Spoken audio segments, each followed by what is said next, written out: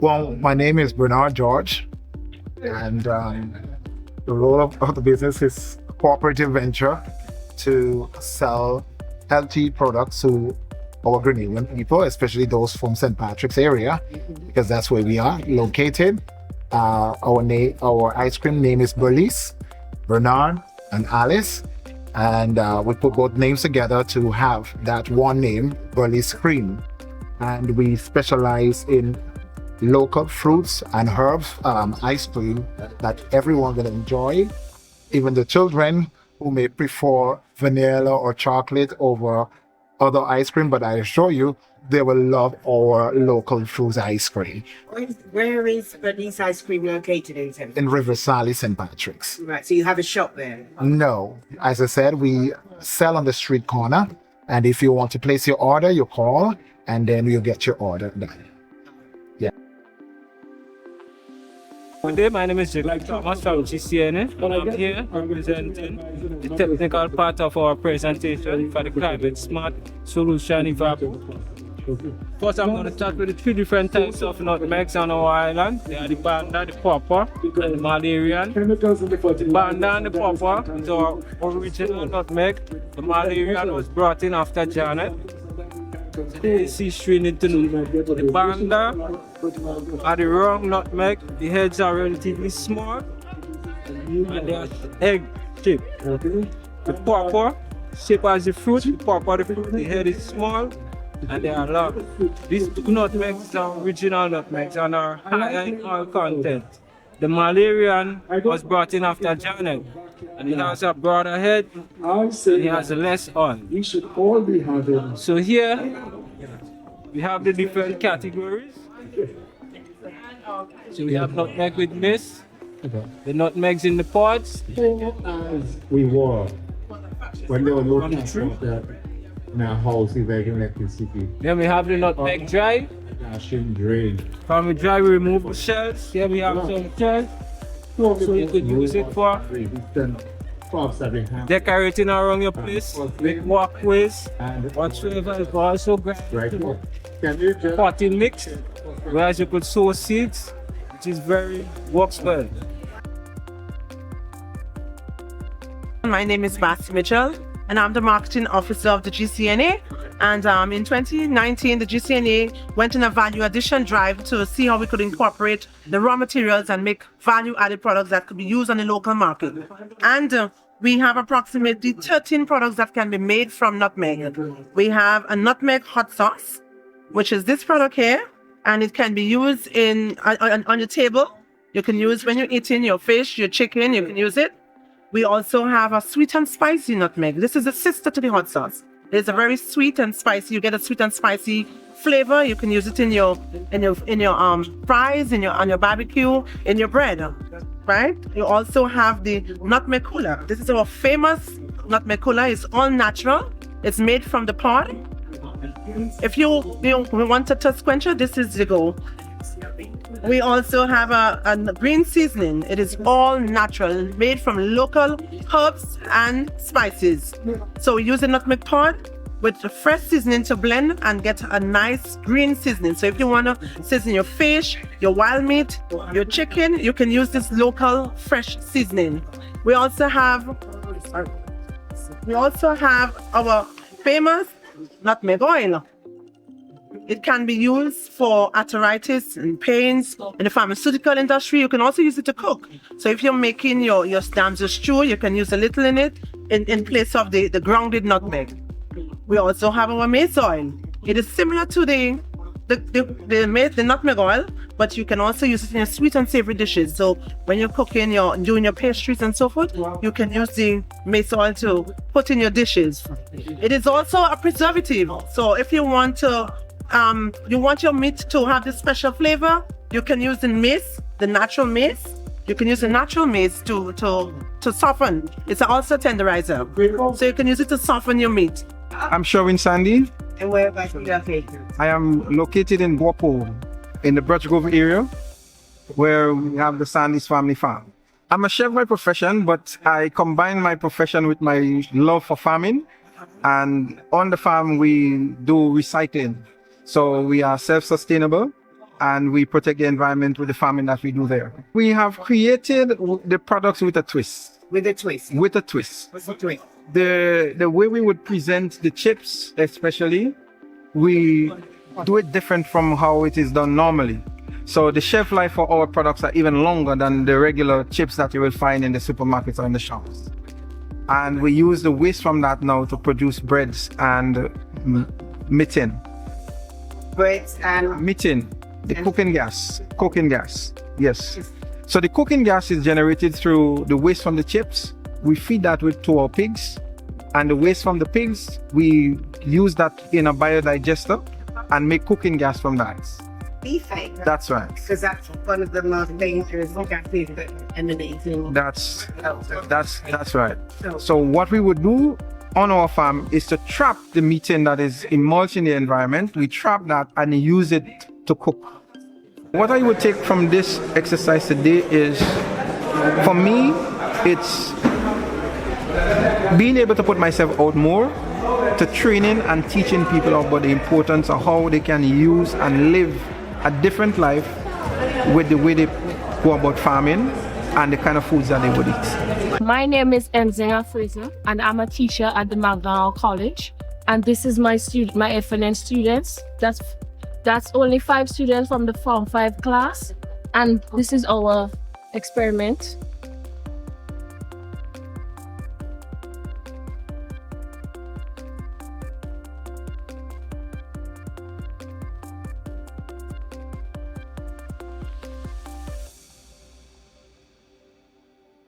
My breadfruit pizza dough is mashed, seasoned breadfruit. Wow. That's it. Absolutely. No baking of a base. Absolutely. No, well, it's baked. It's baked, but you boil it first, mash it as though you're going to make a mashed potato or you're going to make a mashed breadfruit. Season it. You can put milk. I didn't use milk. But you can put milk, you can put warm milk, because you need a little bit of stickability too, you know? So you put a little water, you know, you blend it, and then you roll it out on some parchment paper. Now you're going to use a little bit of flour. Now, if you have gluten-free flour, that's fine. You know, nowadays we have breadfruit flour. If you have breadfruit flour, that's fine. But if you don't have breadfruit flour or no other gluten-free flour, you can just use some white flour, right? You make sure your board is floured. It has to be really floured because breadfruit is really sticky. You understand? So the key is to use something that doesn't stick to the counter. That's all you need, because the breadfruit in itself has enough starch to hold its own. And once it's heated, once it's stuck together. So it's simple. It's simple. It's not a lot. You don't have to get olive oil or coconut oil. Yeah.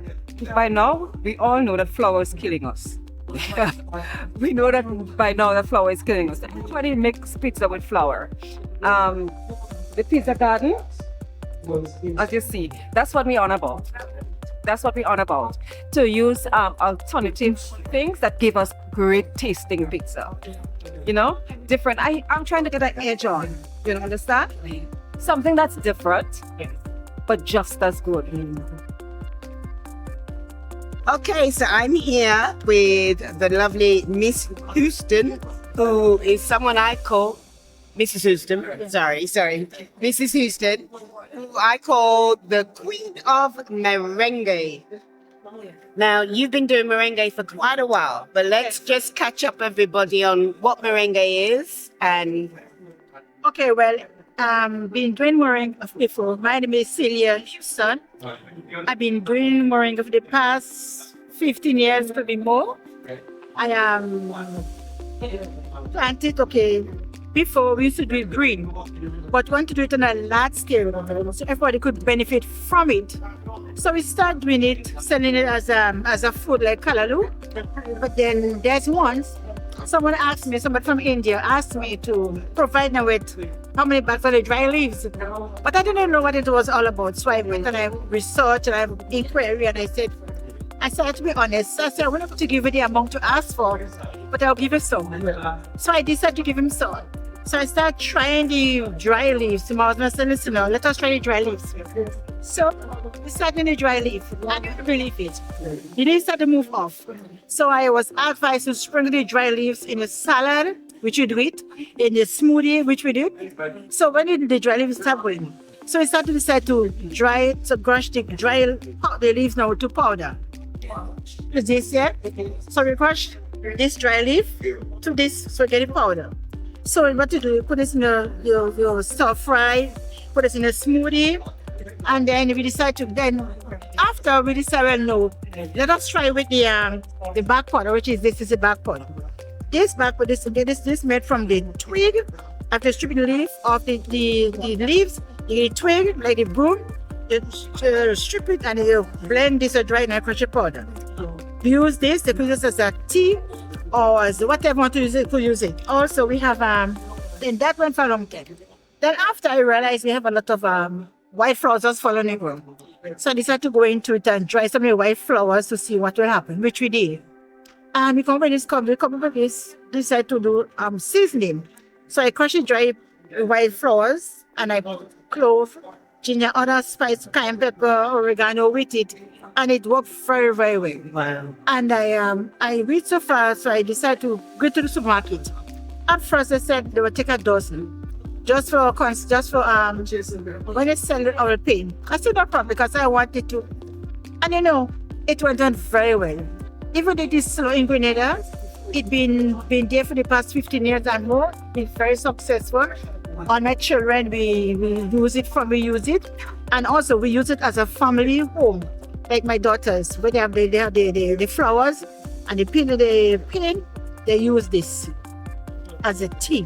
They use this as a tea. So this is the bark, the white is the bark. The bark, and you mix it as a tea. Yes. Draw it in the morning. And what to do to make it more nice, you put some ginger with it. Brew the ginger powder and brown fry with it. Improves its flavor. Yes. So so then women open to all in menopause. Okay? They can use the moringa in whatever form. You don't abuse it. Right. You do it gradually. Because too much of one thing go for nothing. So moringa is something you can take every day? Yes, as a food, as a supplement. And for instance, okay, like I say, you have low sperm count. So quite how the moringa. This. Just for a teaspoon, whatever you're eating, or a smoothie, making a simmer smoothie or salsa smoothie, but a teaspoon of that to it. Also, our family cultivate dragon fruit, we cultivate salsa, pineapple, and list goes on. Planting, and we ask people in Grenada, sweet potatoes, cassava, and the last year. So ask me in Grenada, when you're eating healthy, plant what you grow, and you want to plant it, you're eating. But for the moringa, in Grenada, you see it all about, Lapancut all about. At the time when I used to go about, I still do it, but because of the pandemic, I'm done, but I'm looking to go back out now. I sell this seasoning. When I tell them $2.50 for one, $2 for 5, they grab it because why? It's a good bargain. And not only good bargain, it's very, very good. Because I get mostly the moringa seasoning and the leaf powder. You understand? Right now, in all those stores, you get to buy the two Foodland, all the M&IB, get by Mitchell Pharmacy, get it by Food Fair Grandans, get by all the Andal outlets. You understand? And you cannot go wrong because all who I use moringa, you cannot go wrong. All the ask just continue, but because of marketing Grenada, I cannot produce on a location as big as I want to. You understand? I produce within my reach. Right. Because there's once I was asked to produce 100 pounds, which I do. And when I was looking for the person to take it, they did not. But I said, thank God for Grenada. Yeah. Thank God for my Grenada people watching. I don't know. I was quick and disappointed, but I said, you must listen. Let's give to supermarket and them. We go walk 1-to-1. And it was successful. So today, the Climate Smart Agriculture and Rural Enterprise Program, we have on display today an integrated crop management model. So we have the integrated pest management, insect sticky traps, and the different colors would attract different insect pests. We also have a crop rotation model, as you can see.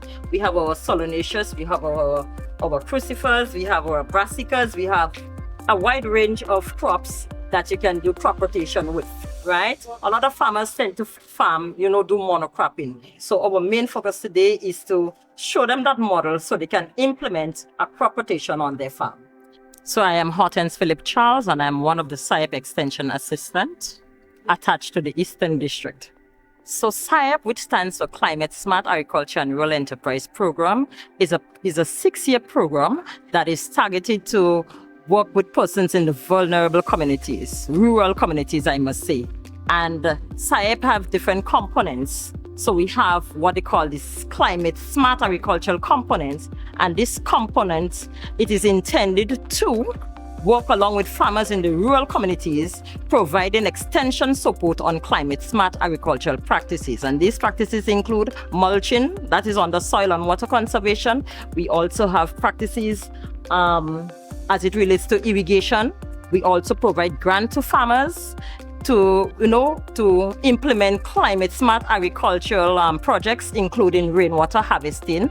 We look at dealing with livestock as well. So we look at livestock as it relates to alternative feeding source and so forth. So we do a wide range of things under the climate smart agricultural component. There is also a component that deals with business, that is EDB. So this component it targets young persons within the age range of 18 to 35 years who wants to start off the business, so they would go to GIDC and get that information and work along so they can forward their business and try to, the main objective of SIAP is to improve the livelihood of persons in the rural communities. So SIAP have two main offices. We have an office in Surtees, that's Main Street Surtees, and they can call that number 4420105. And we also have another branch that is in Kirana James Boulevard, Lagon Road.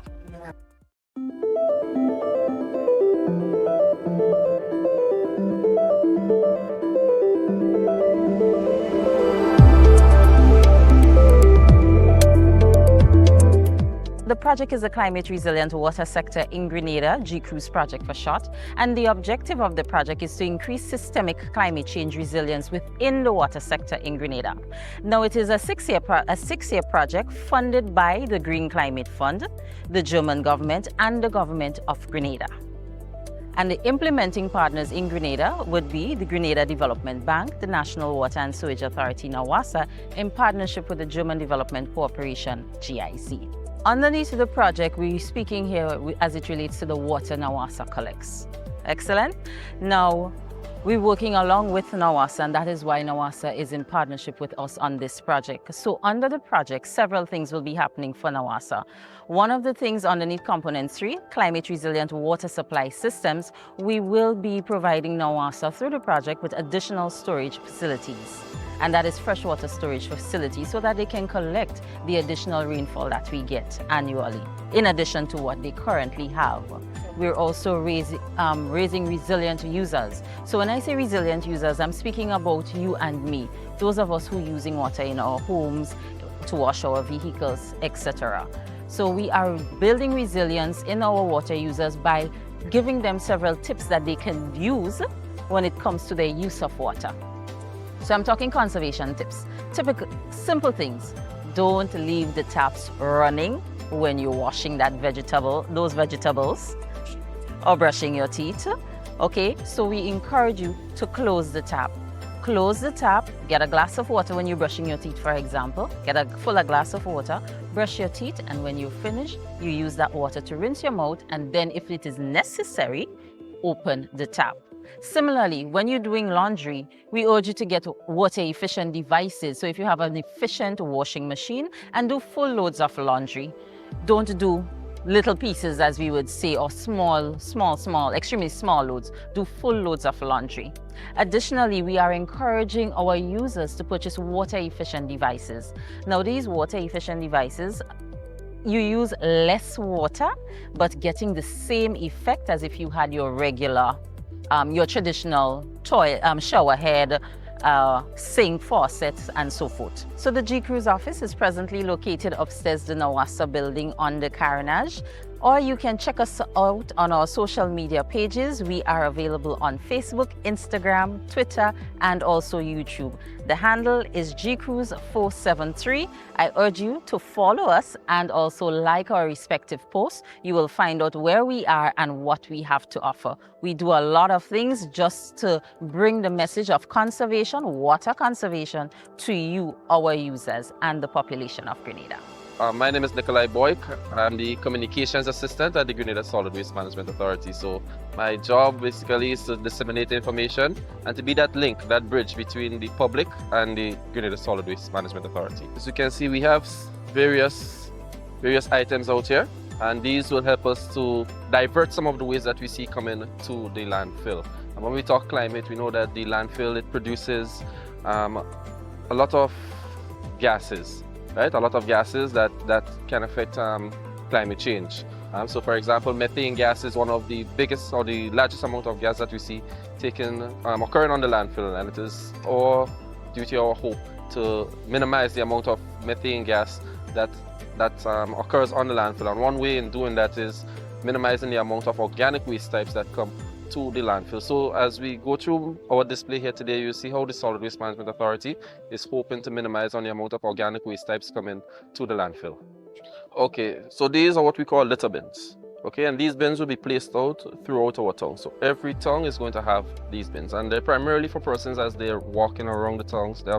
As they're traversing through the towns, you know, they're snacking, their plastic bottles, their food boxes. They have these bins to dispose of the waste. So yes. No, there'll be throughout every town in Grenada will get these bins. Okay, so as persons are walking through the towns, you have your plastic bottle, you know, we're going to have the bin for plastics. You're walking and you have your food box. The boxes, as we know, boxes made of paper, they can go into the organics. And anything else, it will go into the general waste. Right, and this is how we will separate waste. There are companies in Grenada that are interested in collecting organic waste types. There are companies in Grenada that are interested in collecting plastic waste types. So we will work with these companies to distribute the collected items to them. We recently found a market to export electronic waste to, right? So this electronic bin that you are seeing here, to be placed at certain locations, to not be out in the public per se, but it will be at certain locations which we will notify the public of, and you can put your small electronics in it. So things like your cell phone, your tablets, right? They'll be able to go into that bin. We will collect it and we will package it and send it out for recycling purposes. Since I gravitated to our solar products because it saves us on electricity costs significantly. Where electricity prices are skyrocketing, the solar products that we have would definitely bring down the prices on most of our solar items that we have. So, for instance, a solar fan, what will happen is that instead of you have to use an electrical fan all day, we have a solar fan where you use only the solar light for the sun. We also have solar security systems. So we have a solar security system whereby we offer the option of having both lights, both camera and light together, which is all operated with solar power. And that is what we call solar vision. Also, what we have is you can schedule the lighting when you want it to come on. So if you know you have an unusual activity, let's say like 1, 2, 3 in the morning, you can actually program your solar lighting so that it comes on bright on those hours and stays on for whatever period that you would like to have it for. So let's say you want to have it for 2, 3 hours on, you can do that. Or if you just want to have it on for maybe 10 minutes and cut it off, you can also do that. Of course, you don't have to get up and do it. You can remotely do it. You can also remotely monitor your property with some of our solar vision products. As a homeowner, we all like to have money in our hands. And I would say with solar vision, you save a lot of funds when you have to use solar product as opposed to electricity. With solar, you're able to use more solar energy and save in your pocket so that you can do more fun stuff. We are located at the Grenada Trade Center at Grenada and St. George's. Public Utilities Regulatory Commission, one of our mandates is to promote and educate the public on the use of renewable energy, which means using things around us. It could be the air or the wind, I should say, geothermal energy drilling the ground to get heat, or as we know, which is popular in Grenada, solar. We have a lot of solar panels. So it's using these forms of energy to do our everyday business. in the end, it's about making the cost of energy for us less, cheaper, and also less dependent on what we know as fossil fuels, what we generally get as gasoline, diesel, coming out of the earth. We know there's an expense to that, to our country and overall to the world. The PURC has several mandates, right? But in regards to the energy sector, we help in the procurement process, for a better word. Yes, so we help in the procurement process. So currently at the PURC, we have two programs. We have the self-generator program, where one can be on-grid or off-grid, and it goes both to residentials and non-residentials. So the applicants can come into the office, or they can go to our website, which is www.purc.gd, and they can access the form. They will fill out the form and they will send it back to us, whereby our engineers on site will review it and then send it to the ministry, who will then approve the permits to send to them, right? And then we have the IPP program, which is the independent power producers. Independent power producer. So for that program, it's really about sort of like investing in renewable energy. So what happens is that the said individual or company, they can create a solar facility, and they can sell the solar power to the licensee, which is Grenada. You have more big businesses or large investors, because to do, as you said, the independent power producer, you have to be generating a certain amount, unlike if you're just generating electricity for your household consumption. So when he mentioned about on-grid or off-grid, you have an option of generating electricity just for your consumption, and you're not connected to Grenlec's pole in any way. So what you use, there's nothing about sending back any to Grenlec. But if you're on grid, it means that you're using some, and what you do not use, you can sell it back to Grenlec. So it goes for other people to use, and Grenlec pay you for that energy that is received. The basic concept is, think of the more you use electricity, the more Grenlec has to produce it. And the more, and for Grenlec to produce that amount of electricity, is the more gas or diesel, put it as fuel, that Grenlec has to buy. Exactly. If the cost of that fuel is high, when Grenlec buys it, it obviously means that what you consume, that will cost you much. If you're not using much of Grenlec's electricity and you have support of solar, it means that you'll just be using probably a little bit of Grenlec. Let's say in the evening, if your bank is down, or you do not have sufficient energy, then it's just a little bit of Grenlec energy you're consuming. So it means that you're paying less to Grenlec at the month end. But that's if you have solar. Again, if energy prices are down and Grenlec is purchasing fuel, it means that you will be paying less at your end still. So there are two ways of looking at it. If energy prices are high out there, Grenlec is buying, it's going to relate into you paying more when you pay Grenlec. If energy prices are low, when Grenlec buys it, it means that you are at a place where you can pay Grenlec less, because Grenlec is going to charge you less. Our engineers will guide you, and you should get a certified installer who knows his business. It's good to ask around, get a reputation of people. We have a habit of probably taking the cheapest. Sometimes it doesn't always equate to quality. Yes, so it's good to get that guidance because safety is number one. And of course, the second one is that you do not want to go invest in something and then you realize that it was wrong material, wrong panel, wrong this, wrong that, and you just waste, because nothing about solar is cheap. Yeah, that is true. Yes, it is an expensive outlay initially, but you would realize that over time you are able to save, because that money that would have been going to Grenlec, you're now putting it in your pocket.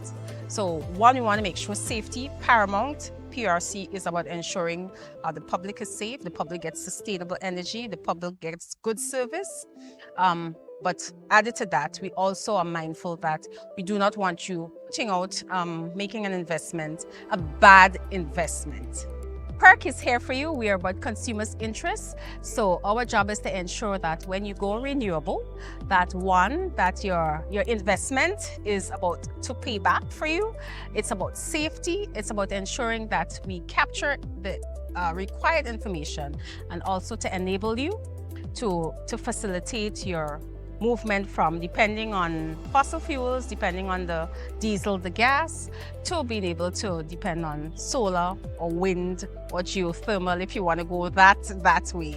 So PERC is here to guide you and to ensure that at the end of the day, it's your interests we're serving. The Enhanced Direct Access Project, or the EDA project, is funded through the Green Climate Fund, and basically it is a platform for small developing countries to get direct access to financing. Currently, this project is a pilot project between 3 Caribbean countries, that is Antigua and Barbuda, Dominica and Grenada. Antigua is the only country that is accredited at the moment for the green climate financing, so the money comes through Antigua and then to us. So part of the project is for each of the countries to become its own accredited entity. So the project entails 4 components. The first one deals with accreditation, which will help the environment division become accredited so we can receive money directly instead of going through another country. The second component is the PSIP, which is the Public Sector Investment Project, and we are basically focusing on Carriacou entirely. So we are going to be doing a breakwater construction, and we are going to replant corals on it to protect the Lauriston rehabilitation area. We're going to do mangrove restoration, as well as remove a wreck that has been on the beach for some time that is causing coastal degradation. So the mangrove is to help also rebuild the sea structure, the coastal structure of the To repair, renew, and rejuvenate areas that have been damaged by climate change. Yes. And the third part, we deal with community organization, non-governmental organizations. So we are providing grants to 4 institutions: Program for Adolescent Mothers, Grenada, which deals with the Maki Preschool. So we're going to be building a community shelter on top of the Maki Preschool. TAMCC, which is we're going to be retrofitting the admin building and the scope of continuing education roofing system. And our 4th project is currently being reviewed, and that will be the scope of special education. Which one? In St. George's. The 4th part of our component deals with a revolving loan. We're doing that through GDB, and it's a 2% concession loan. So once, the one that's being yes. So it's for any small businesses, personal use. Once you can prove that the money that you're asking for would go towards climate adaptation, you would be eligible to get the climate financing. So if it's to build a back wall, to get solar panels, to retrofit your roof, to get a eco-friendly fridge, anything along climate adaptation, you can be eligible to get the loan. We are located in the Ministry of Climate Resilience, the Environment and Renewable Energy, specifically under the Environment Division. You can contact our country coordinator, which is Ms. Beverly Hector, or you can contact our PS, which is Ms. Jessamy, through her secretary. So you can reach out to any one of us. Our number is 4400366. Our extension is 2300066. I'm happy to see the variety of booths that are here. Booths dealing with food production, to waste recycling, to green energy, to the students showing a model type of island which is depicting all of the challenges we face, and education in general, because a lot of this is just making sure that the public understands the challenges we face with climate change, what the solutions are, and what are the little things that we can do from our own individual behavior to our collective activism to make sure that we can survive. Because at the end of the day, it's not so much the planet as it is us that would be impacted negatively by the challenges that we face from climate change. I'm happy to, I normally see the government as a secret society where the public isn't told sufficiently of what is going on, and I think having some of the government entities and departments here, like the Solid Waste Division, I think it's fantastic. I'm happy to see a lot of the agro processors here in particular.